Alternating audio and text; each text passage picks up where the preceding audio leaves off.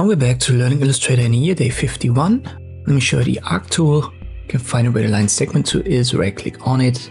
We don't want to have a fill, but we need a stroke color. I'll make it black and I've got it set to 5 points. You can left click drag and then you can already see it generates these curved lines, so an arc, and you can drag that into all directions. But depending on if you are lower or higher than the origin point, you're going to have an arc towards the top or the bottom. When you just left click on a canvas, you get the menu. We can fill it, and then there is the axis. So this would be the x-axis, and the y-axis is then basically a mirror.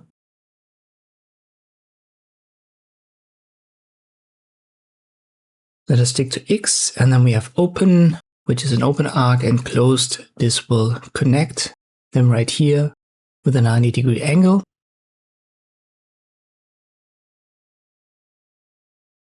Let us stick to open, and then we have the two length adjustments. Let me make that 300 and 100 pixels. And then 100 and 200. You can see the difference here. This is simply the position of the point.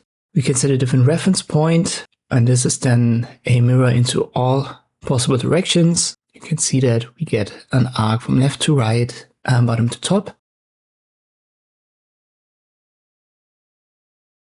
Let us stick to the top left. And finally, we have the slope. And this, you could say, is the angle, so how sharp or how smooth your curve will be. And you can also do that in the other direction, which are the negative values. So this is once again a mirror along the horizontal line. Higher values give you more extreme slopes, so steeper arcs, and they're going to get smoother if you go down with the value.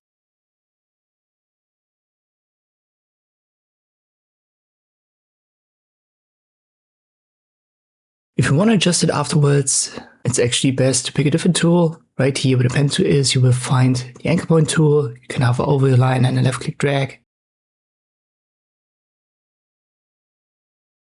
And this is usually the better tool to adjust it all. You can also do that on the start point and give it a curve here. It's a nice tool to have, but basically the entire functionality is also inside of the pen tool. I'm going to show you that in later tutorials, but it's nice to have, and sometimes it gets you the result that you need quicker. I hope this video was helpful. Thank you for watching, and I'll see you next time.